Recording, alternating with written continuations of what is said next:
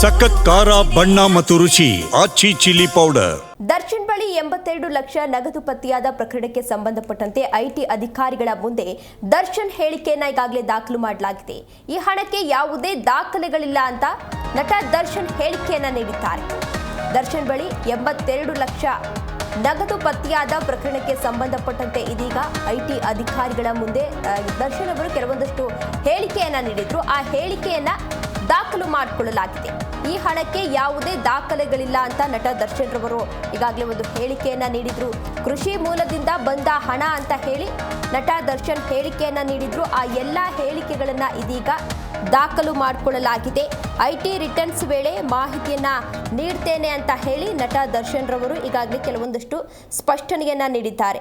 ದರ್ಶನ್ ಗ್ಯಾಂಗ್ನಿಂದ ರೇಣುಕಾಸ್ವಾಮಿ ಕೊಲೆ ಪ್ರಕರಣಕ್ಕೆ ಸಂಬಂಧಪಟ್ಟಂತೆ ಈಗಾಗಲೇ ಕೊಲೆ ಪ್ರಕರಣ ಏನಿತ್ತು ಈಗಾಗಲೇ ರಾಜ್ಯದಲ್ಲಿ ಸಾಕಷ್ಟು ಸಂಚಲನ ಸೃಷ್ಟಿ ಮಾಡಿತ್ತು. ಇದೇ ವಿಚಾರಕ್ಕೆ ಸಂಬಂಧಪಟ್ಟಂತೆ ಈಗಾಗಲೇ ದರ್ಶನ್ ಅಂಡ್ ಗ್ಯಾಂಗ್ ಏನಿತ್ತು ಅವರನ್ನ ಈಗಾಗಲೇ ಅರೆಸ್ಟ್ ಮಾಡಲಾಗಿತ್ತು. ಅದಾದ ಬಳಿಕ ನಟ ದರ್ಶನ್ ಅವರ ಬಳಿ 82 ಲಕ್ಷ ಹಣ ಈಗಾಗಲೇ ಪತ್ತೆಯಾಗಿತ್ತು. ಆ ವಿಚಾರಕ್ಕೆ ಸಂಬಂಧಪಟ್ಟಂತೆ ಪೊಲೀಸರು ಕೂಡ ಈಗಾಗಲೇ ಸಾಕಷ್ಟು ಆಯಾಮಗಳಲ್ಲಿ ತನಿಖೆಯನ್ನ ಮಾಡಿದ್ರು, ವಿಚಾರಣೆಯನ್ನ ಕೂಡ ಮಾಡಿದ್ರು. ಈ ಹಣ ನಿಮಗೆ ಎಲ್ಲಿಂದ ಬಂತು, ನಿಮ್ಮ ಮೂಲ ಆದಾಯ ಎಷ್ಟಿದೆ, ಹೀಗೆ ಎಲ್ಲ ಆಯಾಮಗಳಲ್ಲೂ ಕೂಡ ಈಗಾಗಲೇ ತನಿಖೆಯನ್ನ ನಡೆಸಲಾಗಿತ್ತು. ಅಂತಹ ಸಂದರ್ಭದಲ್ಲಿ ನಟ ದರ್ಶನ್ ರವರನ್ನ ತನಿಖೆ ಮಾಡಿದಂತಹ ಸಂದರ್ಭದಲ್ಲಿ ಹಲವಾರು ಪ್ರಶ್ನೆಗಳನ್ನ ಕೇಳಿದ್ದಾರೆ. ಆಗ ಆ ಪ್ರಶ್ನೆಗಳಿಗೆ ನಟ ದರ್ಶನ್ ರವರು ಇದೀಗ ಉತ್ತರವನ್ನ ನೀಡಿದ್ದಾರೆ.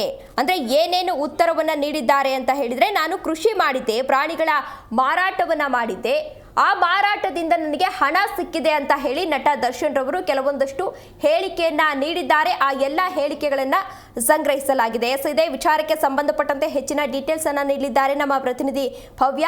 ಭವ್ಯ, ಇದೀಗ ಐಟಿ ಅಧಿಕಾರಿಗಳು ದರ್ಶನ್ ಅವರನ್ನ ವಿಚಾರಣೆ ಮಾಡಿದ್ದಾರೆ. ಅಂತಹ ಸಂದರ್ಭದಲ್ಲಿ ಏನೆಲ್ಲ ಪ್ರಶ್ನೆ ಕೇಳಿದ್ರು, ಏನೆಲ್ಲ ಮಾಹಿತಿ ಲಭ್ಯವಾಗಿದೆ? ರೇಣುಕಾಸ್ವಾಮಿ ಕೊಲೆ ಪ್ರಕರಣಕ್ಕೆ ಸಂಬಂಧಪಟ್ಟಂತೆ ಪೊಲೀಸರು ಕೆಲವೊಂದು ಹಣವನ್ನ ವಶಕ್ಕೆ ಪಡೆದಿದ್ರು. ಈ ಸಂಬಂಧಪಟ್ಟಂತೆ ಐಟಿಗೆ ಆಗಿರ್ಬೋದು ಒಂದು ದೂರ ಕೊಟ್ಟಿದ್ರು. ಈ ಸಂಬಂಧಪಟ್ಟಂತೆ ಪರಪ್ಪನಾಗರ ಜೈಲಿಗೆ ತೆರಳಿ ಐಟಿ ಪರ ಅಧಿಕಾರಿಗಳು ದರ್ಶನನ್ನ ವಿಚಾರಣೆ ಕೂಡ ಮಾಡಿದ್ರು. ಅಂದ್ರೆ ಎಲ್ಲಿಂದ ಅಷ್ಟು ಹಣ 82 ಲಕ್ಷ ಹಣ ಬಂತು ಅಂತ. ಈ ಸಂದರ್ಭದಲ್ಲಿ ದರ್ಶನ್ ಕೃಷಿ ಮೂಲದಿಂದ ಹಣ ಬಂದಿದೆ ಅಂತ ಒಂದು ಉತ್ತರವನ್ನ ಕೊಟ್ಟಿದ್ದಾರೆ. ಅಂದ್ರೆ ನಾನು ಕೃಷಿ ಮಾಡಿದ್ದೆ, ಪ್ರಾಣಿಗಳ ಮಾರಾಟವನ್ನ ಕೂಡ ಮಾಡಿರುವಂತದ್ದು. ಸೊ ಹೀಗಾಗಿ ನನ್ನ ಅಭಿಮಾನಿಗಳು ನನಗೆ ಹುಟ್ಟುಹಬ್ಬದ ದಿನ ಈ ಹಣವನ್ನ ಕೊಟ್ಟಿದ್ರು. ಸೊ ಹೀಗಾಗಿ ಈ ಹಣವನ್ನ ನಾನು ನನ್ನ ಅಂದ್ರೆ ಜೊತೆಗಾರರ ಜೊತೆ ಇಟ್ಕೊಂಡಿದೆ ಅನ್ನೋ ಮಾಹಿತಿಯನ್ನ ಕೂಡ ಕೊಟ್ಟಿರುವಂತದ್ದು. ಸದ್ಯ ಸಾಕ್ಷ್ಯನಾಶಕ್ಕೆ 82 ಲಕ್ಷ ನಗದು ಹಣ ಸಂಗ್ರಹ ಮಾಡಿದ ಆರೋಪ ದರ್ಶನ್ ಮೇಲೆ ಇರುವಂತದ್ದು.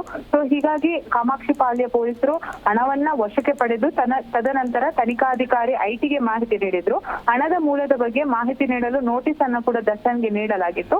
ತದನಂತರ ಅಂದ್ರೆ 3 ವರ್ಷದಲ್ಲಿ ಸಕ್ರಿಯವಾಗಿ ಕೃಷಿಕನಾಗಿದೆ.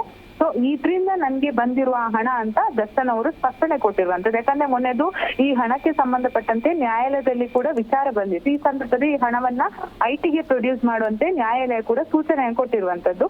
ಸದ್ಯ ಈ ಪ್ರಕರಣದಲ್ಲಿ ವಶಕ್ಕೆ ಪಡೆದ 82 ಲಕ್ಷ ಐಟಿಗೆ ನೀಡಿ ಕೋರ್ಟ್ ಕೂಡ ಆದೇಶ ನೀಡಿರುವಂತದ್ದು. ಸೊ ಇದನ್ನ ದರ್ಶನ್ ಯಾವ ರೀತಿ ಐಟಿಗೆ ಸರಿಯಾದ ದಾಖಲಾತಿಗಳನ್ನ ಕೊಟ್ಟು ರಿಕವರಿ ಮಾಡುವ ಸಾಧ್ಯತೆ ಕೂಡ ಇರುವಂತದ್ದು. ತೇಜಸ್ವಿನಿ. ಓಕೆ, ಧನ್ಯವಾದ ಭವ್ಯ ತಮ್ಮೆಲ್ಲ ಡೀಟೇಲ್ಸ್ಗಾಗಿ.